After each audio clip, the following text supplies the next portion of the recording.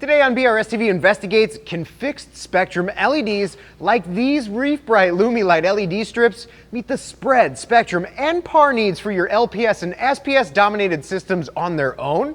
If you're on a budget and looking for one of the easiest to implement lighting options we've ever tested, you need to see what's coming up next.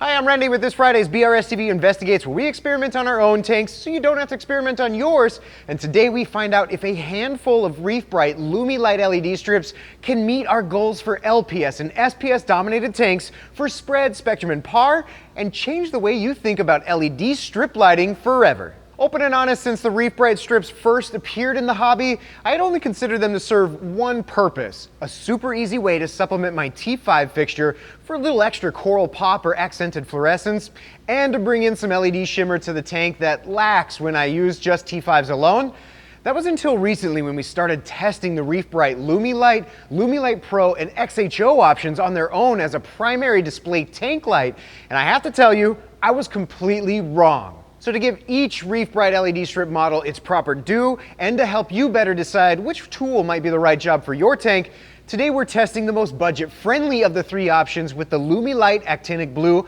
and LumiLite 50/50. How budget-friendly are they? Well, as you're about to see, at just under $400 for 5 strips without the need for additional mounting hardware or control equipment because they're both included. Other than a timer to help you turn them on and off, the Reef Brite LumiLite provides a very impressive performance, not just for lower light demand tanks like LPS and softies, but even for those more advanced to light SPS dominated tanks as well. So let's find out just how they get the job done, starting with our test for how well the LumiLite masters the light spread and distribution. To determine a light spread performance, we typically look at 3 aspects: how many we believe are needed to adequately cover a tank, how high they should be mounted for a balance between the most coverage possible with the littlest amount of light efficiency lost, and if necessary, how to space multiple units to optimize the most intersecting light point from multiple modules and spread the light out as evenly as possible. Within those parameters for determining spread,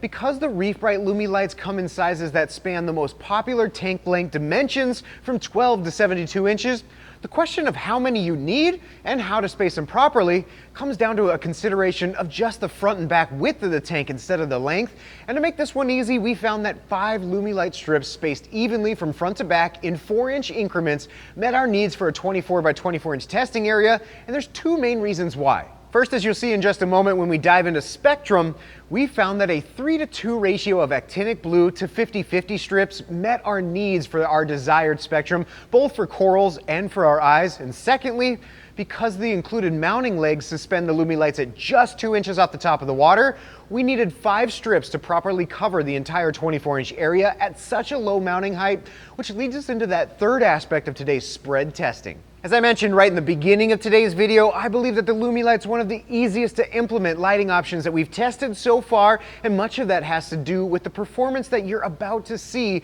for mounting height and what we were able to achieve using the included mounting legs at just 2 inches off the top of the water.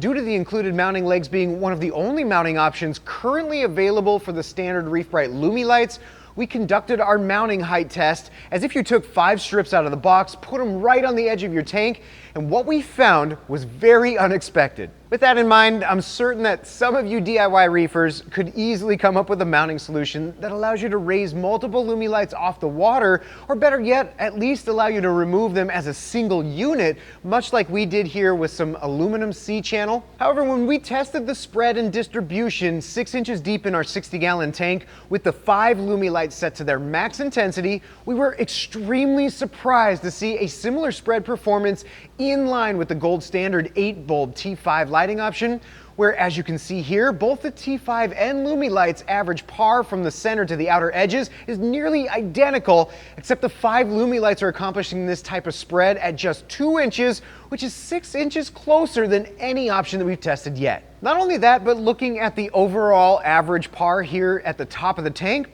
there's only a 6 PAR difference between the LumiLites and the gold standard 8-bulb T5, but at a lower cost. And in just a moment, you'll be even more astonished to see how closely they perform in our PAR test for those jam-packed SPS-dominated systems. Before we jump too far ahead, let's first see what the spectrum output and target spectrum ranges for coral health and visual appeal that the LumiLite has to offer. Unlike the dozen or more LED lighting options that we've tested over the past few months, which provide a variety of controllable full spectrum channels, the simplicity of the Reef Brite strips lies in their 3 spectrum color options: actinic, 50/50, and white.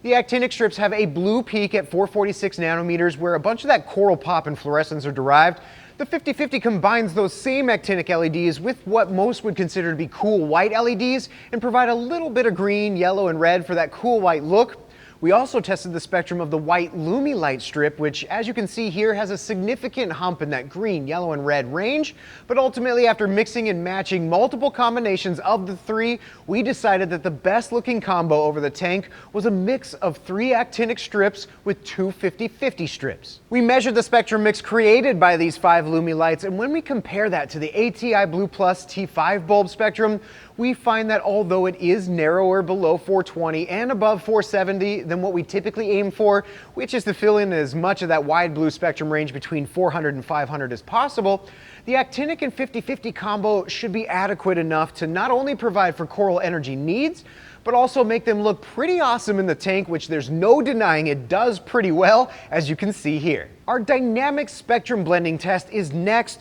where we test the LumiLite's performance at creating one cohesive spectrum blend inside our 60-gallon tank filled with water.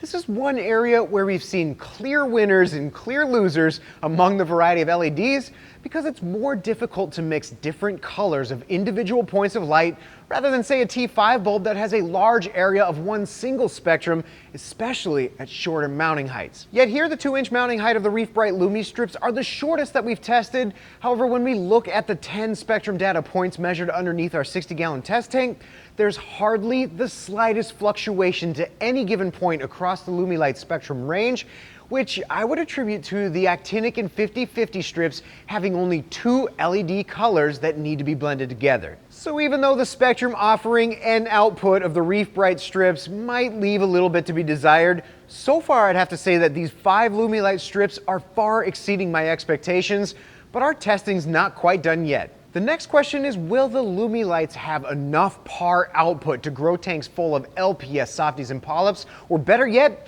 will they have the oomph to hit those SPS-dominated par numbers throughout the entire tank? Our par testing data is next. Now that we have a better understanding of the LumiLite spread and spectrum performance, which I have to say was one of the easiest testing batteries that we've completed among all the lights we've tested on BRStv Investigates, it's time to put that information together and come up with settings recommendations for our 2 tank type goals, one for lower light demand tanks and the other for higher par demand jam-packed SPS tanks. Within those 2 tank types, we attempt to achieve target par numbers throughout the top, middle, and bottom of our 60-gallon test tank, where for LPS softies and polyps, we're trying to fill 70% or more of the entire tank in par ranges between 75 to 150, while for SPS dominated systems, we target that same 70% or more within 200 to 350 par. So with our 5 LumiLites spaced in 4-inch increments from the front to the back of this 24-inch by 24-inch cube and mounted using the included legs at just 2 inches off the water, we toggled through the 6 different intensity settings on the included dimmer switches until we hit those par goals for both tank types. First, targeting that tank filled with wavy Euphilia, Acan Gardens, Lobos, and Zoas, or as much of the tank between 75 to 150 par as possible, we set each of the 5 LumiLite strips to the 4th intensity setting, which is roughly 60%, and tested 108 data points at 6, 12, and 18 inches in the tank. What we found was a stellar performance of 90 out of 108, or 83% of all points at or within our LPS goals, which works out to be one of the best, if not the best, performance that we've seen in our 24-inch test tank, and most surprisingly of all, this was done at just 2 inches off the top of the tank. Now we find out if the LumiLite setup can hit those SPS-dominated par numbers between 200 to 350, where we set each strip to the highest setting of 100% and tested the same 108 par points, where we found 81 out of 108, or 75% of this entire 60-gallon cube